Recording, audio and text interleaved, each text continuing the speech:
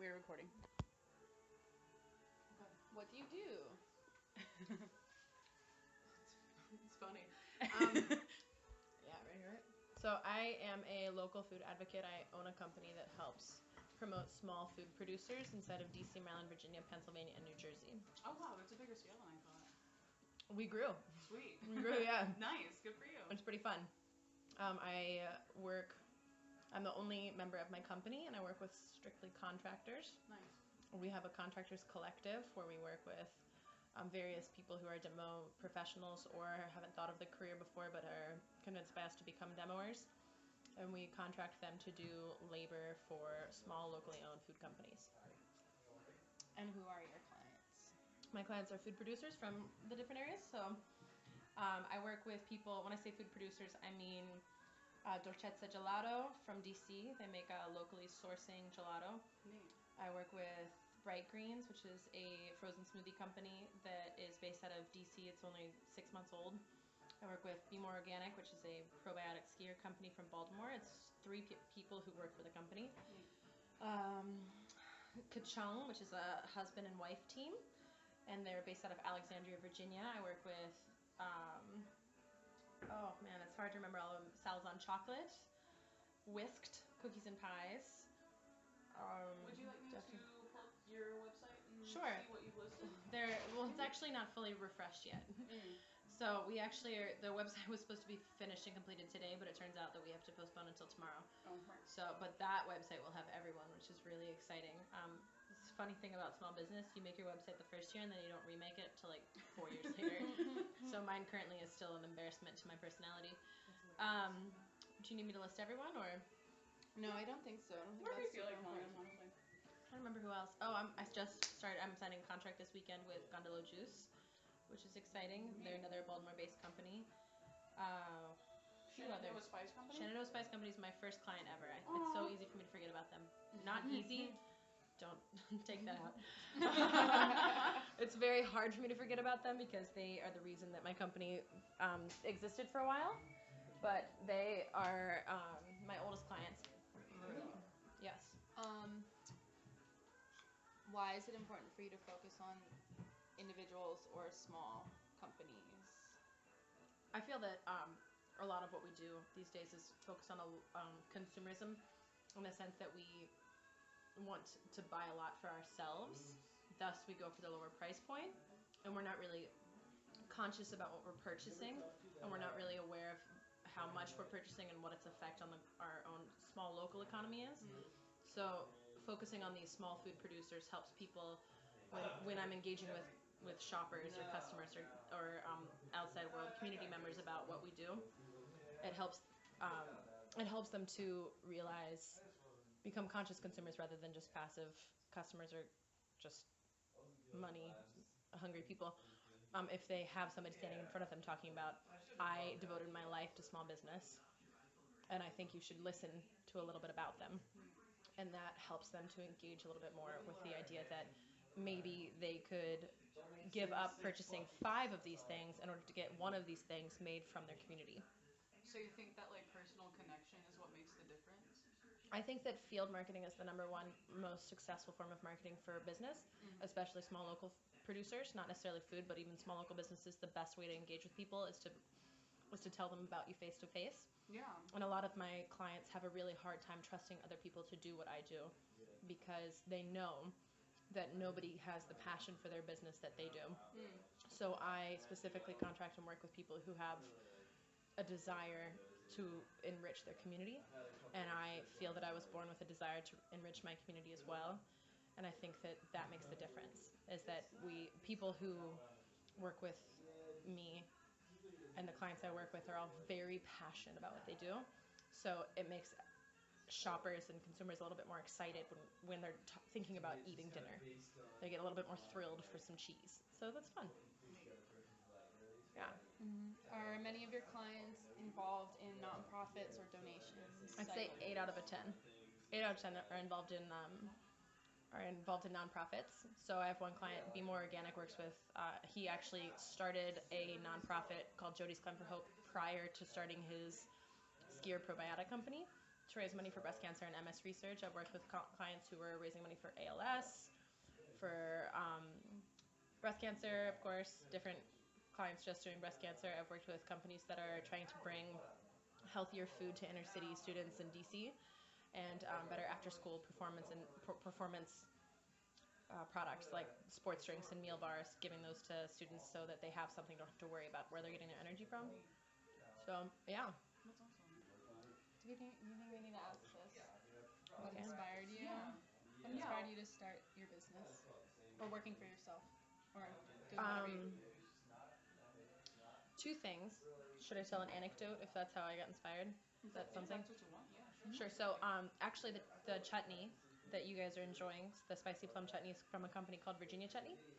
And back, I started to work for Whole Foods after college because the market was just absolutely awful in terms of my major. And I know I love food, so I started working at Whole Foods. I was a studio art major with a focus in darkroom photography and a double minor in Latin American studies and educational studies. All over the map. What year did you graduate? 2011. Okay. Where'd you go to school? St. Mary's College of Maryland, Southern Maryland. Oh, okay. Yeah. I know a bunch of people from It's the Maryland Honors College and the liberal arts school, so Sweet. useless degrees. No, I'm just kidding. St. Mary's is the best. I think St. Mary's turns out some of the best people in our state and if not our country. But a lot of the people I know who have like actually dropped out of St. Mary's are like some of the coolest people I know. Yeah. Like they're up to some radical shit.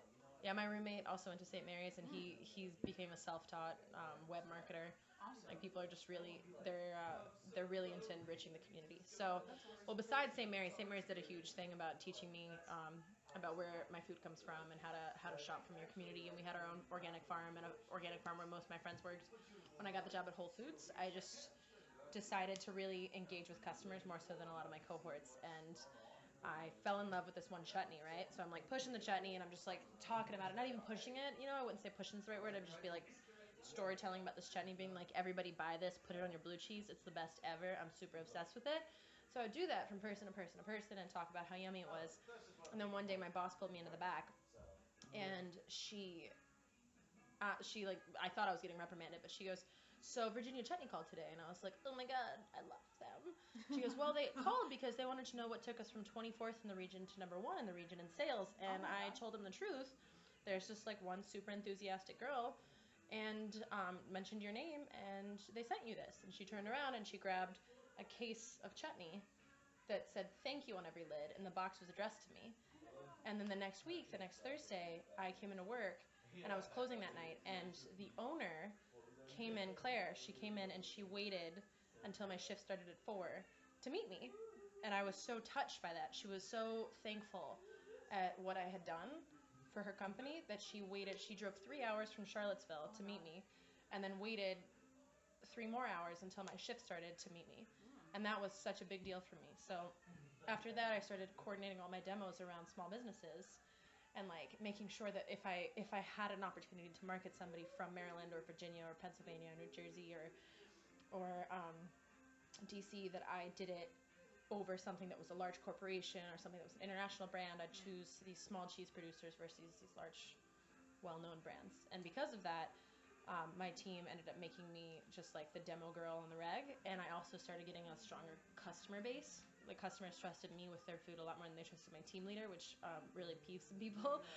And then one day, I had 3 women who I'd never met before, or no, I met 2 of them before. That one I met that night, and they approached my table. I could see them like talking in the corner when I was like hawking some. It was like this weird bruschetta thing I made, and they surrounded my table and they told me to quit my job and to do this full time and to help people because they'd all met me before and they all thought I was really exuberant and that I could really make a difference. So I should quit my job that week and start my own business. And then I did that, and that's how I got here. That's awesome. Yeah, community, having faith in somebody.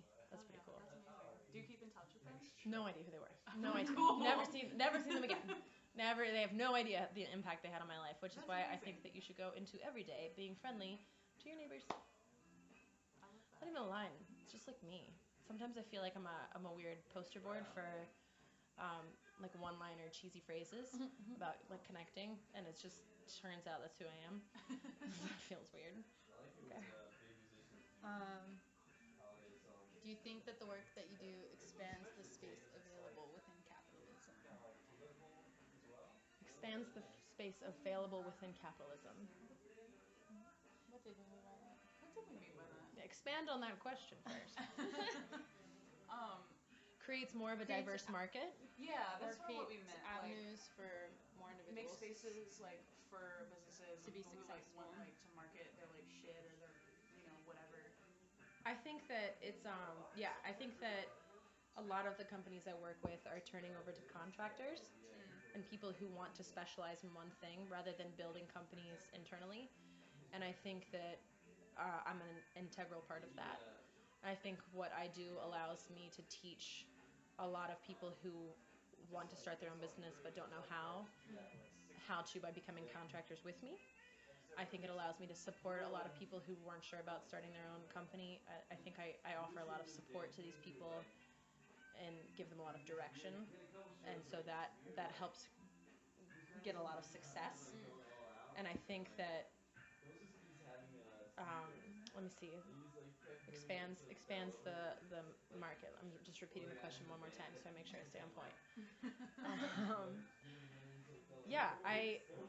I know that the local food scene is becoming really important to people, not just people who shop at Whole Foods or moms, but it's reaching out to the communities at farmers markets. Each farmers market you go to, you see a lot of growth in products. Each time I go to a farmers market, I bring a stack of business cards just in case somebody wants to try and grow outside of farmers markets and into larger grocery scenes. I know that Safeway started a local food program. I know that Giant is working on the same thing. I know that Wegmans tries their best with that as well. And I think that those platforms are being created because people like my clients exist, and they have people like me to be at the stores to promote. And that really gets the attentions of larger grocery chains, which means that they have to mimic those same platforms, which means that there becomes room for us to exist, which is cool. For a lot of those companies, is their goal to stay small? Like, have you talked with any of them what their like end goal is with their businesses? Some of them know what their end goal is. Some of them are have no idea what they're doing. Some of them, some of my clients, this is a family recipe that they've been making for, their parents have been making for 30 years, and they learned how to make when they were 18 or 15 or 8, and that they're passing along. Some of these are literally relatives who passed away. It's their family recipe, and their children learned how to make it the last 2 years of their lives, and now they make those recipes for other people and to raise money for what expedited their parents' deaths. And they're passion projects, 100% passion projects. And that means that you don't always think clearly or know what you're doing. And so a lot of my clients are learning as they go. Yeah.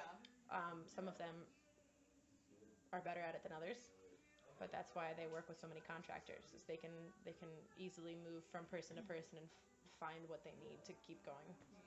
Do you have like a typical like process you go through with your clients, like a run through like what all you do for them?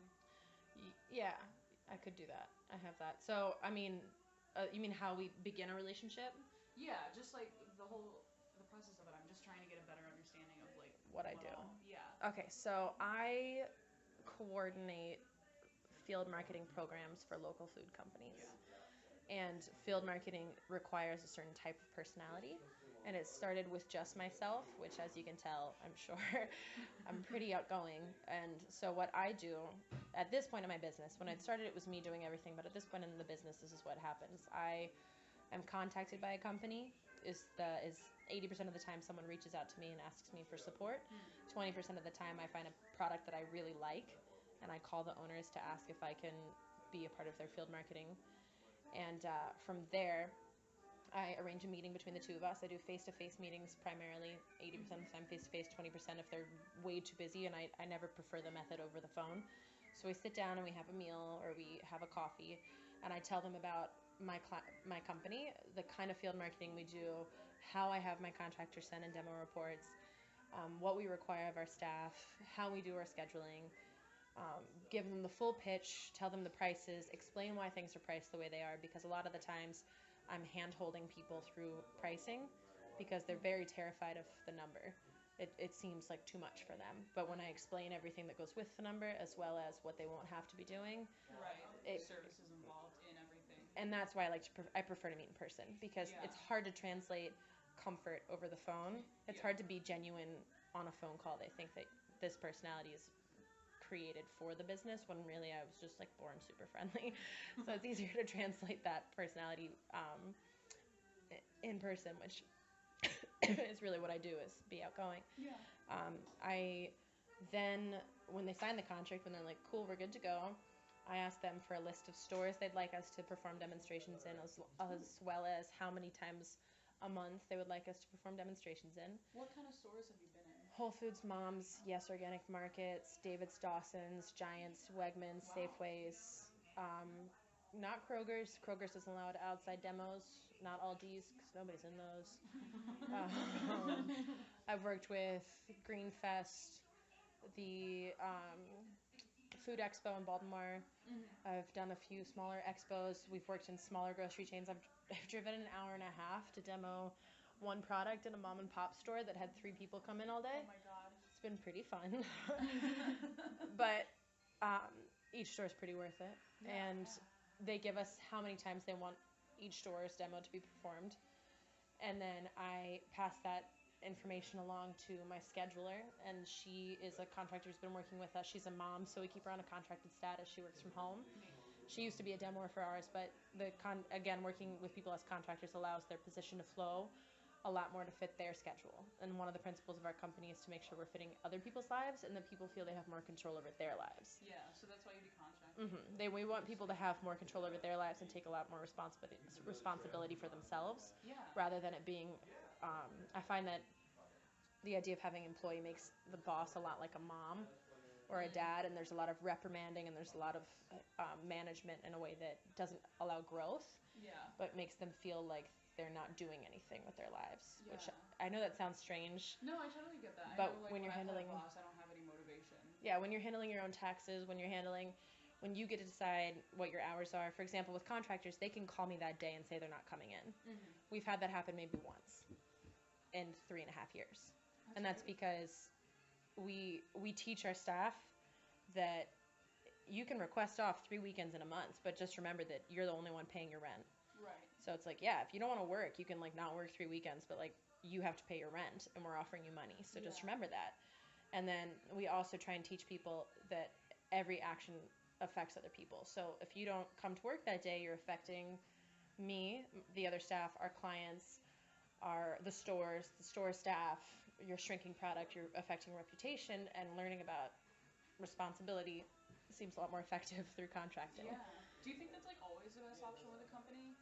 I wouldn't say it's always the best option, but I'd say if there was a magic 8 ball, this magic website that was like, hey, your personality is perfect for demoing, you're gonna love it. And it just shot over every human being who had a similar personality type to mine, like everybody was cut through the same cloth, came magically to my door, then I think we could do employee status and that would be fine. But I think that that's not how it is. I think there's a faster turnover. And I think that with the way mileage works, it's just also more effective for people to operate as contractors. So it just works out better for them. Yeah. I wouldn't say everywhere that that's how that would work. Yeah.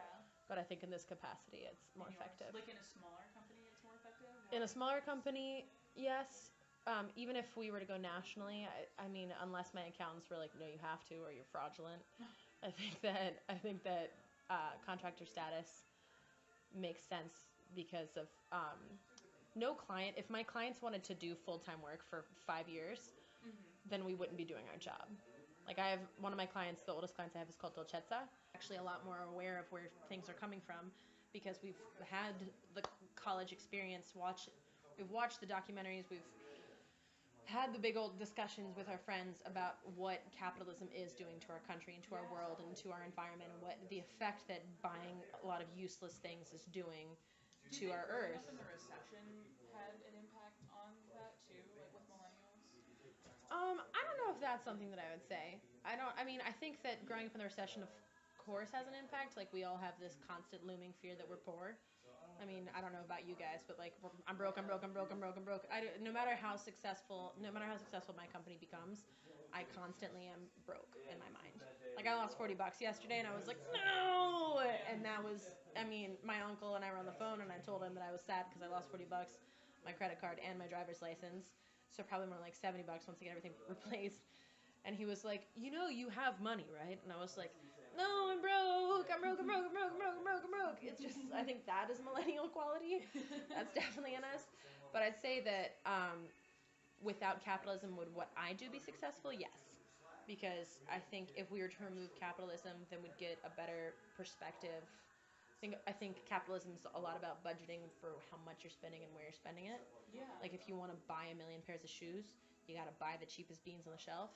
If you want to buy a lot of clothing, you got to buy the cheapest rice that you can find and the cheapest fruit and whatever you can get your hands on that's the most affordable. But I think if people were a little less about consuming elsewhere, then that means that we'd be spending a lot more time interacting with our friends and people, and I think that the best interactions happen over food. Yeah. So that also means that we'd be spending more time at community events like farmers markets, where you're talking about what's going into our systems, and I think that would be more of what we all love. My favorite phrase, conscious consumerism, which there's nothing wrong with consuming, you just have to be aware of where you're doing it. So yeah, I think we'd be fine without it. I think my clients would be maybe even better off. But I think that this market couldn't exist right now without some of the giants who are super capitalist. Yeah. Do you think it's more of a problem with consumerism in general, or like localized capitalism? Because it sounds like a lot of what you're saying is like these issues wouldn't be as bad if we didn't have like outsourcing of labor that like made things cheap here, as opposed to like buying from local companies. Do you know what I'm trying to say? You mean if we didn't work on such a global economy? If we worked more on a United States economy? Yeah. Like if the United States tried to produce everything that it used inside of the country? I guess I mean more like if people paid more attention to like things produced locally than they did with like products just from all over the place if they cost less. Um. I hope that makes sense. So in turn, your question would be boom. Yeah, I'm trying to find that as well. I'm like, I'm not. I'm lost now. It's okay. Backtrack it. We'll solve Yeah. it. I think you're onto something, but just. I think I am too, but like I've regurgitated it so many times that I've like lost it. Like I don't know. It sounds like what you're telling me is like you're focusing more on like local economies and like as a way of you're trying to like get people focused on like local shit being produced instead of like the $30 Nikes made in Myanmar from a company with like outposts in like 900 countries. I think that the people who are the way to become rich is to be frugal with your money. The way to become wealthy is to be frugal. And I think that that is something that has been taught to generation after generation of wealthy individuals. Buy cheap, stay rich. And I think that our world is our country in particular. So this is my thing. So I've been asked all the time, like I've been told by customers, I hope you vote Republican. I hope you vote Dem. And I've had people say that to me time and time again. And what I say to each one of these people is that I'm working in a really cool and interesting field where local food movement is considered very liberal, but small economy movement is considered very conservative or Republican. So these are two things that are the same fucking thing that these two parties want to polarize and own. But at the end of the day, if we could get our heads a little bit clearer, then we'd realize that we're all in the same struggle. And every time we hear somebody complain about the economy and its failure, I want to open up their cabinets and ask what they're buying. Like, where are they shopping for their food? Yeah. Where is their food coming from? That's the first thing I want to know, because we can all get to a common place over a meal. I have a friend who is a raging Republican, voted for Trump. His girlfriend, soon-to-be fiance, is a beautiful Democrat, works with Mary Washington. Pardon? Praying for them. Yeah, and they're about to get engaged. They're madly in love, and I, on any given day, would not be able to stand this gentleman if every single conversation he and I had wasn't over food.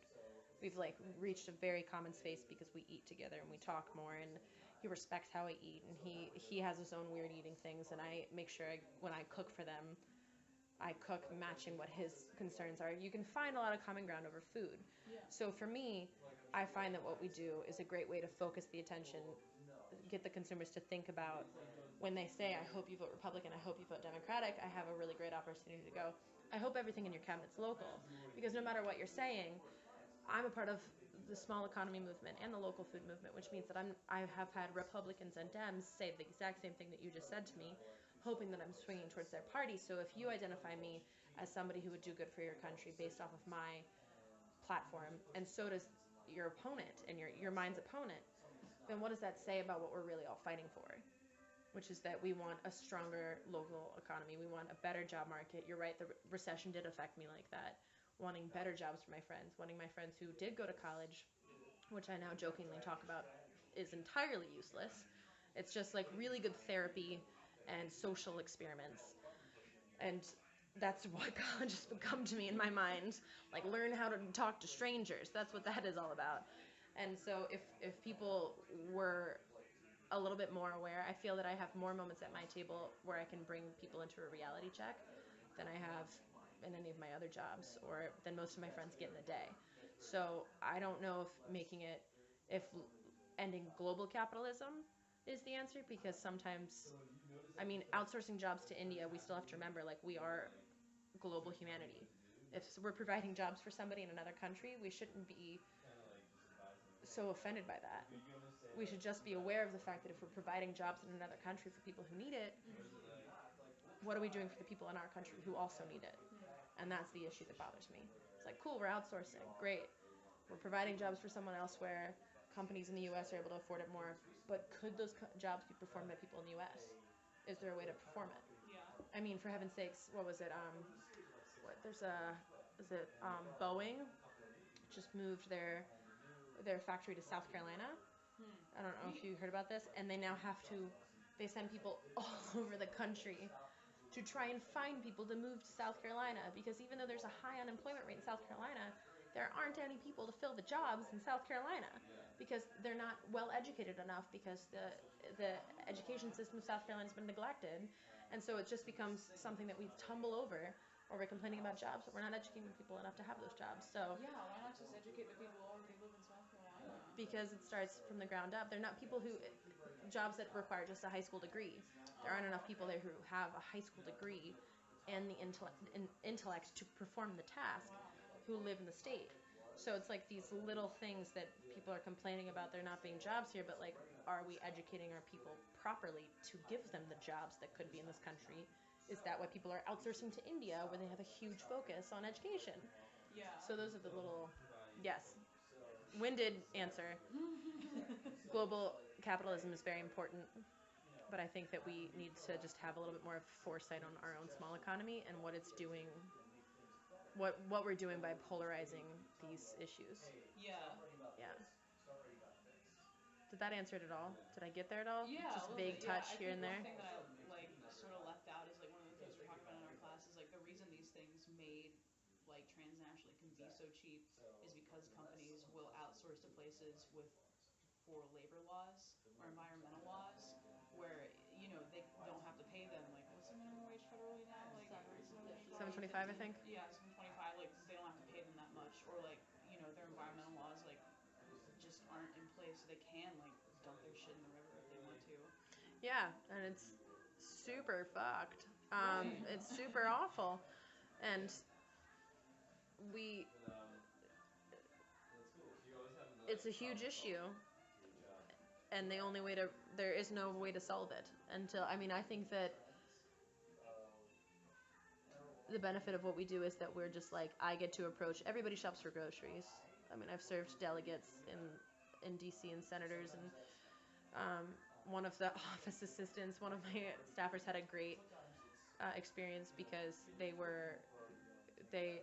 was like an office assistant to Ruth Bader Ginsburg was shopping at the grocery store, and she bought the cookies because they were Ruth's favorite, and asked them to also make one other type of cookie because those were Ruth's favorite too, and bought them and took them back to the office for her.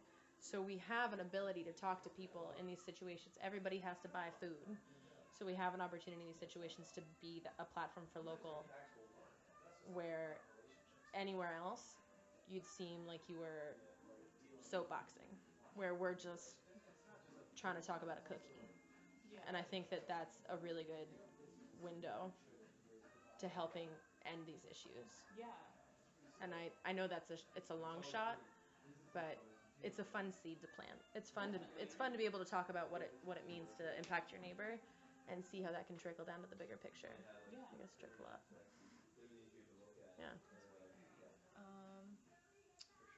What for you would be the benchmark of success for your business? Fuck. Oh, that's a hard one. Well, maybe. Do you have a mission statement? I have 3 objectives. Okay. I um I have 3 objectives for my company is to make help my clients reach household name status, or at least to a point of success where they have expendable cash where they can send their kids to space camp. I use the space camp reference because I always wanted to go to space camp. Basically, get them to a point of success where they can go on vacation if they want to without panicking. Yeah. To give my staff an opportunity to have a job that allows them to have not just a living wage and an existence, but a thriving wage and an excitement in their life.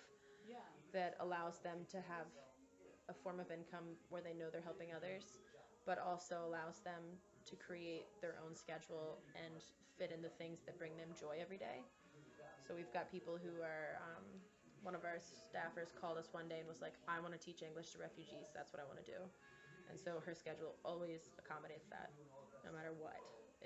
We're like, all right, you got it. Yeah. We have another staffer who's gaining certification in web design and development, and basically trying to make sure they fit their dreams. 2 actors work for us, 1 musician work with us, I should say. And then the third is to ask customers and help customers become aware of what they're purchasing and to become conscious consumers. And so I guess the pinnacle of success for my company would to have nobody need us anymore. But because then everybody can handle their own business and staff could handle their own success and connect, and I would become obsolete. But also to grow to Ohio and to help with the Mid-Atlantic region as a whole, and to have everyone I know, every client that approaches us, have their needs immediately fulfilled, and selfishly become part of some awesome women of the DMV network. And that would be great success for me. To have that be able to be stable without me would be great. That's awesome. So really for them to not meet me, but selfishly just become a rock star. Would you rather, like, spread your clients' products further, or would you rather have more clients? Do you know what I'm trying to say? Like, would you rather have, like, the ketchup company you work with, have them all the way out to, like, Cincinnati or something like that, or would you rather have, like, a bunch of companies locally that you help? Because I know you're interested in, like, local stuff, so I don't know if you meant more like you want them to be sustained in their community, or like do you want them to That's like something I struggle with every day. Oh, really? Yeah, because some of my clients have gone national. Oh, I share an office with somebody who's become, they're not national, but they're national, but they're not everywhere. They have some accounts on the West Coast. They've got some accounts in Colorado, Texas. They've flown me out to a couple of those places to help. And I've got some who are just, even my local sourcing ice cream company, they are up and down the entire Eastern Seaboard. Wow. And they started just in DC when I worked with them. When I started working with them 3 years ago, they were just in DC, and now they are on the entire Eastern Seaboard. Neat. Wow. Maybe excluding Maine. Both. Both? That's cool. Allowing my clients to grow outside of this region is great. If there's a product that's as good as theirs made in a different region, then that's the only place where I come in conflict. But if they're not, and they're just helping grow, especially the ones that support nonprofits, Yeah. then I want them to be as national of a brand as possible. Because at the end of the day, they're still produced by small people, a company of only 3 that has better intentions than the large corporate companies that are using crappy milk with weird labor efforts and strange packaging from another country. But I guess I want the underdog to be the best at all times, and if the underdog is the best, then I think they should come out on top. That's only fair. Yeah. And what are the requirements that you have for the brands that you work with? They have to be produced within DC, Maryland, Virginia, Pennsylvania, or New Jersey, and they have to be good people. Seriously. What qualifies? You can feel it. You can feel it? I have properly predicted every company that has screwed me. Really? Yes. Yes. I have known every company that was going to be a problem for me. I've known it probably 2 months in, if not the first week. I've known which ones are going to be issues. Yeah. And there's always one every year. Yeah. As a small business, I just want to make this point. Small business owners get screwed by one person every year annually, period. I don't know anyone who owns their own business who hasn't been screwed out of something by one person every year. And I can't feel what's more discouraging, that or dealing with staff. One disappointing client or one disappointing contractor. I'm not really sure which is worse. Yeah. That's all we have. Do you have any other questions? So like what companies in Baltimore specifically have you worked with? In the past and in present? Yeah. Oh jeez. Pull up your list. Be More Organic, Salison Chocolate, just signed with Gundalo Juice. I've worked a little bit. I'm very friendly with Wild Kombucha, and I helped them with their display once, but nothing that was contractual. They're just good friends. I'm working with a company from Annapolis this upcoming year. Who else from here? No, I think that's it. I think that the market in this area is growing a lot more. Neat. Why do you think that is? We have 3 more food incubators that are starting. Oh wow. 2 or 3. Neat. So that's helping a lot. Do they do like some of the same stuff you do? They do not do what I do. They provide food incubators are like kitchen spaces, whereas okay. I am a service provider. Neat. So pretty smart. So I've tried to get them in on a few things, but it's hard to connect sometimes. Yeah. It's also hard to be young and a woman working with men in this industry. It can be very difficult, very difficult. So it's hard to get some of them on board with some of my ideas, but I will. Yeah, good. Sure I will. Yeah, that's baby one steps. thing that I know like pulls me out of like business, politics, and a bunch of other stuff is that it's just such a like masculine space that I feel like I'm not welcome. Do you ever get that? Yeah, all the time. I've Really? been hit on in the most inappropriate ways Oh, in God. the entire world. But I don't think that you should let that discourage you. I think that feeling discouraged from those things is what creates I think that's what limits momentum and limits yourself. Yeah. And it's I think it puts you in a box you don't need to put yourself in. They're going to be inappropriate. They're always going to be inappropriate. No matter how long it is, women are always going to be treated poorly. Not by everyone. Some men are fantastic, but others are less than appropriate. And that it's incredibly disappointing, and I've cried many nights about saying this phrase, but it comes with the territory. And it's awful. But are you going to let that keep you from being a badass? Right. Or are you just going to be like, I'm a badass? What do you Step think off. we can do to like lessen that? Be a badass. Be a badass? Be a badass. How Go out there and specific? be a badass. Yeah? Yeah. I mean, just like, there's nothing, I think that we as women can just be a badass. We have to go out and just continue to show that no matter how discouraging some men can be, I won't say all, that we will continue to achieve beyond them. And I think that we can look to our cis white male friends, especially. I mean, cis male in general.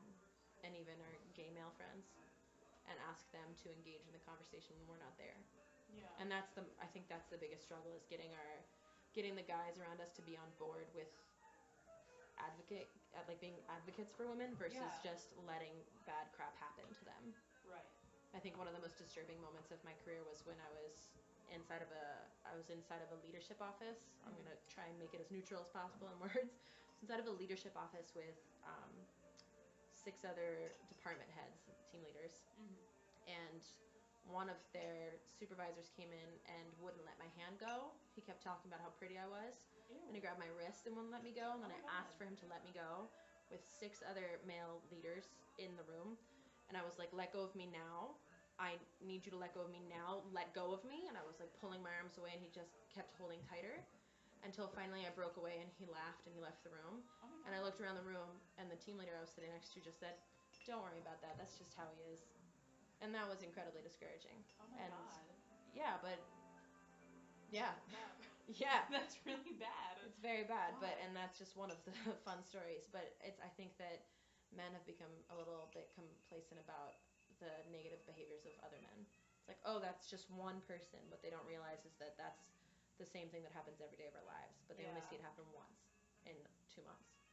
So they see it happen once in 2 months, and they think it's not that big of a deal.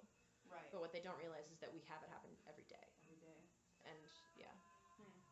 So just asking our guy friends to be a little bit more of advocates is great. Yeah. I can't help but make connections to the election when you say that. Yeah, I mean, Yeah. I didn't get out of bed the next day. The biggest disappointment of this election wasn't that Hillary didn't win as a woman, but that he won as a misogynist. Right. And that people didn't give a shit about it. That was what was disappointing for me. Yeah. Yeah. So yeah, any other questions, guys? I thought of one and Okay, then go I ahead. forgot. One. Go ahead. Are you? No. I need to. I don't want you to lose your question. What was it? Have you felt a lot of or any resistance trying to work with bigger companies, bigger grocery stores, bigger corporations? Have you had any trouble having them be more receptive to your company or your clients, or having you work with them? I think that some companies specifically have scalped my clients' products and undermarked them, like underpriced them, like asked us to bring in a bunch of samples, recreated them, and then put them out in the field as their own product because they're cheaper. Oh my God. Yeah. That's fucked up. It is. I'm not shocked though. Yeah. 0% surprised by that kind of behavior. Right. Anyway.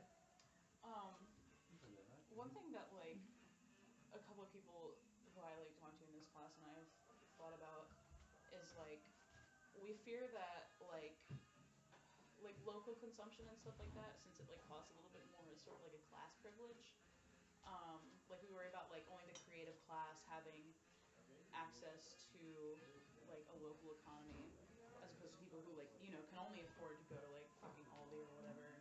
There are movements about that. Yeah. Yeah. There are absolutely ways for people to do that. I think some of the most comical things I've heard is like white boys who are on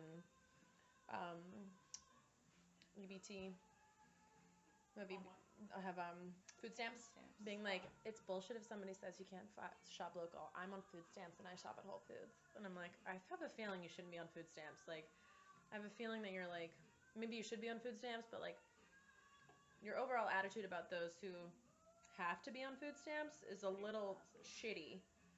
You're really being shitty right now, is the only way I can put it. And I called him out on it, but I think there are a lot of movements. There's oh god, I'll get to the name of it, but there's an organization. I was just at their food event 2 Thursdays ago, but there is I don't have it. It's something about like Be More Eats or Eat City or something. It's a company inside of Baltimore that's doing education classes on how to start your own business and grow it. And I think people like that. Baltimore Eats. Oh no, that's the restaurant guy. I'll get the name for you because I was just at the event. It's in my email. Okay. Yeah. And I mean, for example, there's this guy named Juan who's starting Healthy People Juices. Neat. And he is doing that. He's doing it. I think it's nonprofit status, but he's working with local Baltimore urban farms. Nice. To make cold pressed juices. Oh my god, how and start an ice cream truck of cold pressed juice, so that he is out there on the streets the same time that ice cream trucks are, giving kids juice instead of giving kids ice cream, and starting to try and like get systems to be attracted to healthier food rather than high sugar based diets, like our refined sugar based diets. So there's a lot of people involved in trying to create that movement, and you're right, it is out of reach, but it's a slow process because we're just starting to see that problem more. And the farmers market accepts EBT. So The Baltimore one? Just saying. yeah, That's the so farmers cool. market Yeah. accepts food stamps. Oh, that's awesome. That's a step in the right direction. Yeah, Sweet. it's not all a loss. Yeah. It's not all white privilege. Well, it is, but we have the privilege of educating.